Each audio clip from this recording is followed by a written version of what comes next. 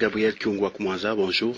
Bonjour. Quelles sont les motivations qui poussent le groupe de cette partie de la majorité présidentielle de rédiger cette troisième correspondance au président de la République? Et par patriotisme, nous ne pouvons pas rester indifférents quand nous constatons que l'édifice risque de s'écrouler. C'est par patriotisme que nous alertons les décideurs pour qu'ils se ressaisissent, afin que nous n'ayons pas dans l'abîme. Vous alertez le décideur pour qu'il se ressaisisse. Qu'est-ce que vous avez constaté, vous, les sept partis de la majorité présidentielle? Écoutez, nous constatons que maintenant nous tendons vers les anciennes et mauvaises habitudes de vouloir trouver en nous, parmi nous, des hommes providentiels, des hommes miracles, au détriment des institutions pourtant mises en place de commun accord par les référendums. Nous constatons que la tendance actuelle pour se faire aimer, je ne sais pourquoi, ou pour se faire remarquer, le langage de MPR reprend. D'ici là, on va assister aux chansons telles que Djalelo, tout simplement parce que nous avons tous tendance à vouloir éviter et combattre notre propre constitution. Alors, le point 13 de votre déclaration stipule, je cite, la gravité de la situation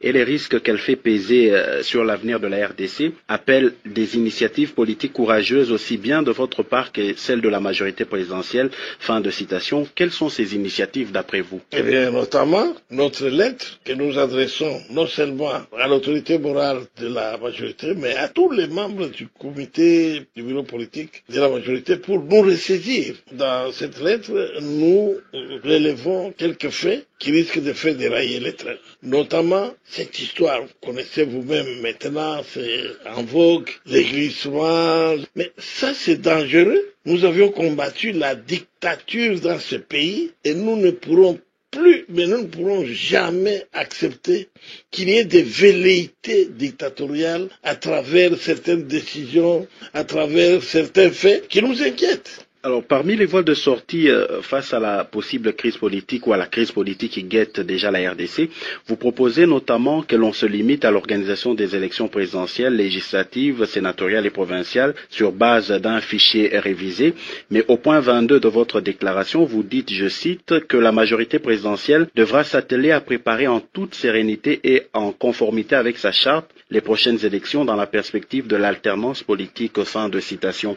Que sous-entendez-vous? La majorité devrait-elle se trouver un autre candidat en dehors de Joseph Kabila pour 2016? Oui, pourquoi pas? Pour eux, ça doit être un tabou que de parler de l'alternance. Et pourtant, c'est consacré dans la Constitution. Mais nous ne pouvons pas chercher à inventer la roue. La Constitution est claire que vous avez 2 mandats, après vous en allez. Il faut maintenant, à ce moment-là, préparer l'alternance, d'autant plus que nous avons fait remarquer dans la lettre que nous, de la majorité, parce que nous sommes dans la majorité, nous pouvons nous ressaisir et organiser ces élections et les gagner, sans chercher des subterfuges, du genre de nous ne sommes pas encore rassasiés de vous, des choses comme ça. Ah non, nous devons tout simplement rester calmes et préparer les élections dans le cadre de la Constitution qui consacre l'alternance. Nous ne pouvons pas voir les choses autrement. C'est de l'aventure. Et donc, au sein de la majorité, il y a beaucoup d'autres candidats potentiels qui peuvent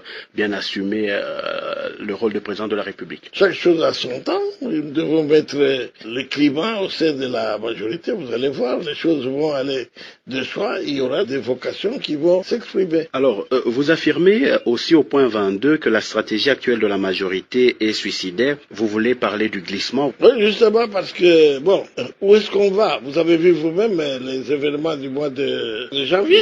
Vous avez vu vous-même que la jeunesse de notre pays, en particulier, et tous les Congolais en général, ne veulent plus rentrer à des méthodes caporalistes pour s'imposer, rester éternellement au pouvoir.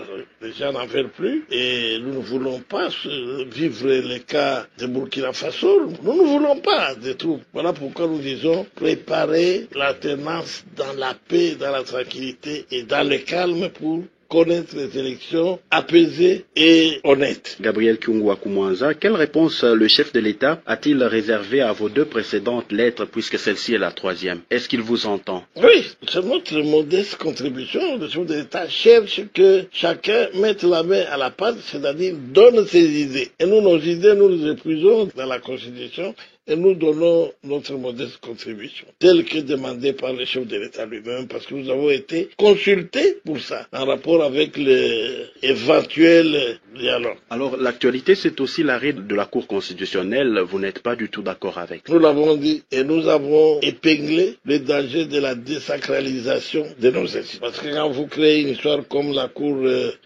constitutionnelle, c'est quelque chose de sacré. Mais alors, quand vous lui imposez des matières qui risquent de rayer cette institution à peine mise en place, nous l'avons constaté et nous l'avons souligné, la décision que la Cour constitutionnelle a prise a énervé la Constitution. Alors pour terminer, ne redoutez-vous pas d'être exclu de la majorité présidentielle? Évitons les procès d'intention. Nous avons fait notre devoir, c'est notre devoir constitutionnel. Nous ne sommes pas des membres du bureau politique pour rigoler, nous sommes membres du bureau politique pour assister, pour aider le chef de la majorité, c'est-à-dire l'autorité morale, à se ressaisir et à garder l'église au milieu du village qu'est la majorité présidentielle. Un dernier mot, comment entrevoyez-vous l'avenir du processus électoral en RDC? Dans notre groupe, nous restons sereins et nous demandons aux uns et aux autres d'éviter, surtout d'extirper de la classe politique les